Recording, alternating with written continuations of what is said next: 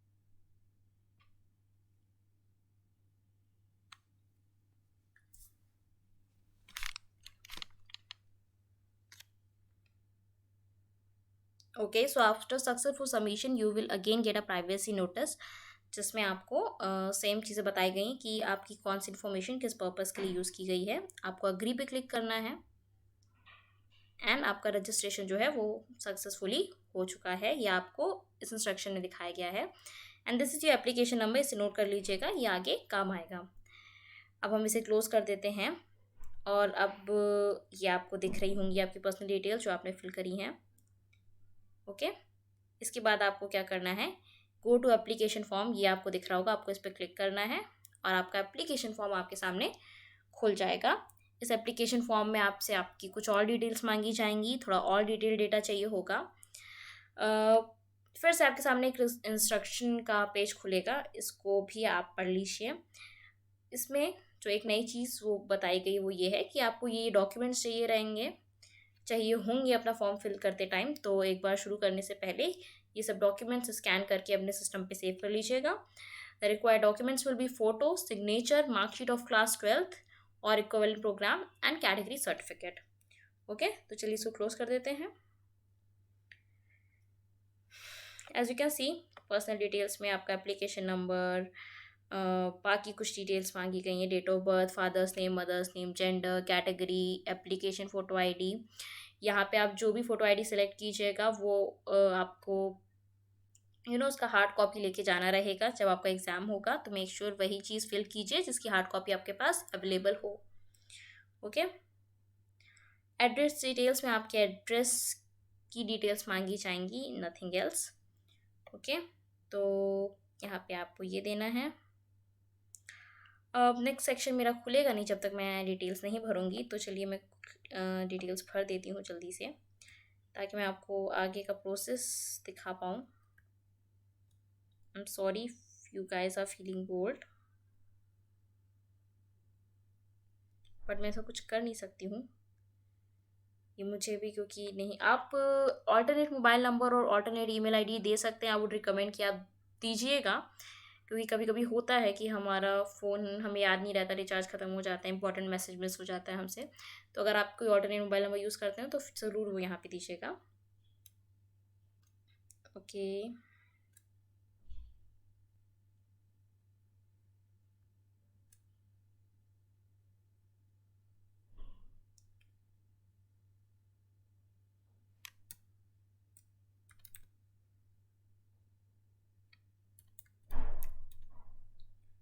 मैं कुछ भी इंफॉर्मेशन भर रही हूँ। ओके, क्योंकि मुझे निमसेट के लिए अप्लाई नहीं करना है। अब मैं आपको दिखाने के लिए, आपकी हेल्प के लिए सिर्फ ये काम कर रही हूँ, इसलिए don't mind.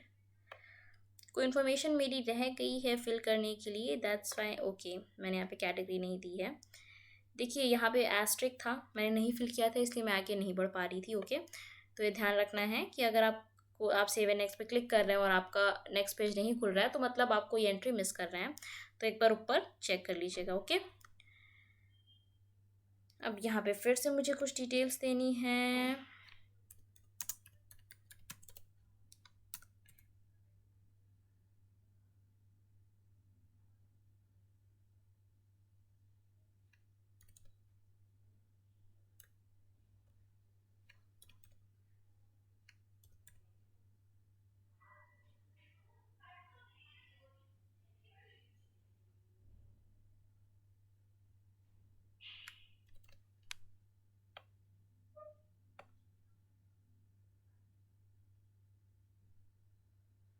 Okay, final exam details में मतलब आपका जो कॉलेज की डिटेल्स है वो आपको यहाँ पे देनी है। ओके,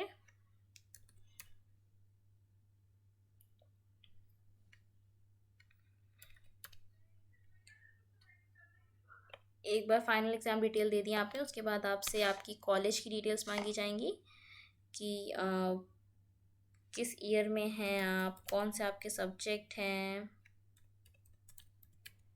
ओके, आप जितने सब्जेक्ट भरोगे उतने आपके सामने यहाँ पे कॉलम खुलेंगे भरने के लिए। ओके, अगर आप मैंने अपीयरिंग भरा तो मेरे पास first year, second year, 2 year की डिटेल्स मांगी गई। अगर मैं पास आउट भरती तो मेरे पास मुझसे 3 ईयर मतलब थर्ड ईयर तक की डिटेल्स मांगी जाती हैं। ओके, ओके, मैंने कोर्स ड्यूरेशन नहीं सेलेक्ट किया है कहीं पे।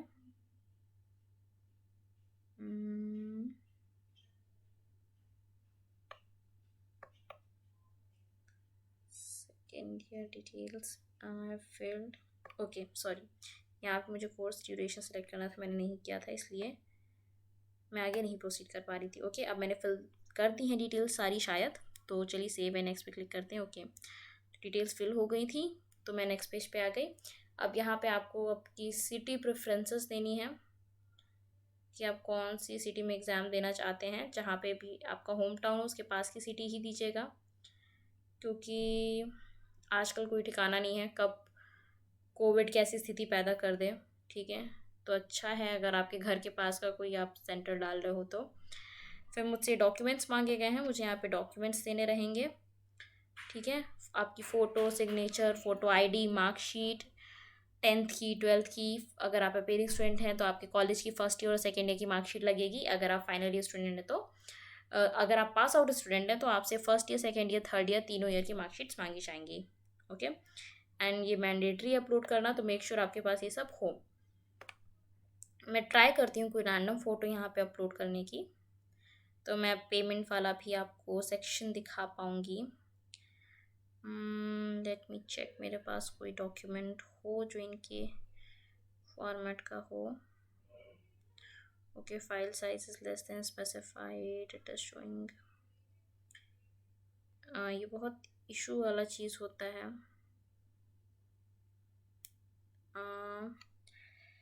ना फाइल टाइप जो है वो मेरा सही नहीं है। Let me again try.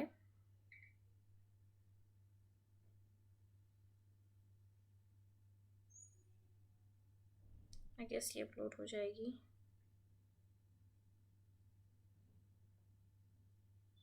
But मैं ये अपलोड करना नहीं चाहती फाइल।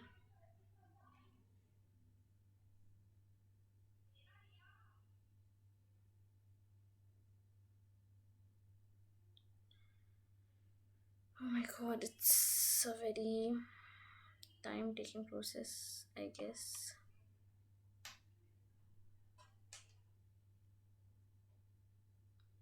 I'm sorry, मेरे पास ऐसी कोई फ़ोटो नहीं मिल रही मुझे मैं जो यहाँ पे अपलोड कर सकूँ।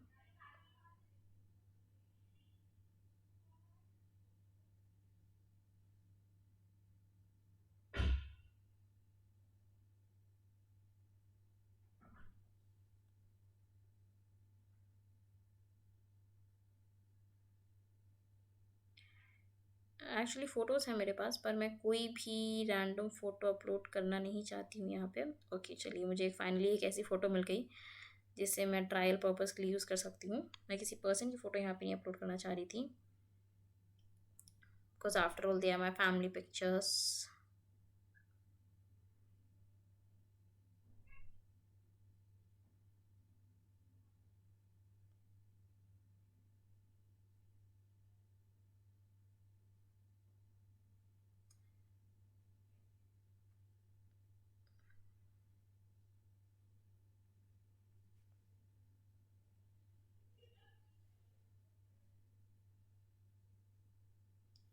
Okay, so you can see मैंने सारी पिक्चर्स अपलोड कर दी हैं। 3 फॉर्मेट्स अलाउड हैं आपका, जेपीजी, जेपीईजी या फिर पीडीएफ फॉर्मेट में डॉक्यूमेंट्स एक्सेप्ट हो रहे हैं। कुछ डॉक्यूमेंट्स के लिए सिर्फ जेपीजी और जेपीईजी फॉर्मेट ही एक्सेप्टेबल था। जो आपकी मार्कशीट्स हैं इनके लिए साइज़ मैक्सिमम 1 MB एक्सेप्टेबल है। ओके, और जो आपकी ये फ़ोटोज़ थी इनके लिए जो साइज़ था ये मैक्सिमम अलाउड था 50 KB और 80 KB। मैं एक बार फिर से रिवाइज़ करवा देती हूँ। आपकी इमेज जो है, फ़ोटो जो है वो 50 KB या 80 KB के बीच, 50 से 80 KB के बीच में होनी चाहिए। और जो फॉर्मेट्स हैं वो आपके जेपीजी या फिर जेपीईजी फॉर्मेट, जेपेग फॉर्मेट, ये दोनों एक्सेप्टेबल हैं। सिमिलरली आपके सिग्नेचर के लिए भी है कि फॉर्मेट जेपीजी या फिर जेपेग फॉर्मेट जो हैं वो एक्सेप्टेबल है और साइज़ आपका 50 से 80 KB के बीच में होना चाहिए। If we talk about photo ID proof, then same conditions apply for photo ID proof also. 10th की मार्कशीट और बाकी जितनी भी मार्कशीट्स आपसे मांगी गई हैं उनके लिए पीडीएफ फॉर्मेट भी एक्सेप्टेबल है जेपीजी और जेपेग के साथ, और जो साइज़ है वो मैक्सिमम 1 MB अलाउड है। ओके, तो ये थी आपकी डॉक्यूमेंट्स अपलोड की कंडीशंस। फीस,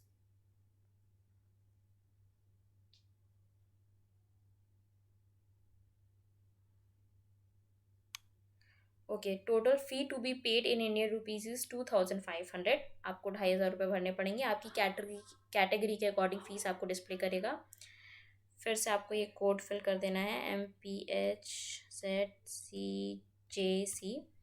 एग्री पे क्लिक करना है। अगर आप एक बार फिर से देखना चाहते हैं तो आप प्रीव्यू पे क्लिक कीजिए, आपको आपका फॉर्म दिख जाएगा।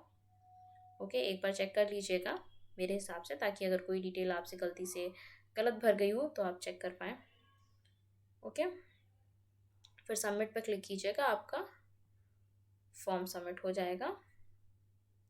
Then you will be directed to the payments page. यहाँ पे आपको पेमेंट जैसे भी करनी है आपको सेलेक्ट करना है, अपनी डिटेल्स भरनी है एंड देन मेक पेमेंट पे क्लिक कर देना है। आपका पेमेंट हो जाएगा। एक बार आपका पेमेंट हो जाएगा तो आपका पूरा प्रोसेस जो है फॉर्म फिलिंग का वो कंप्लीट हो जाएगा।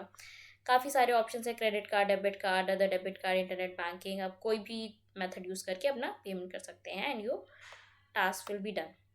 So this was all about today. Thanks for watching.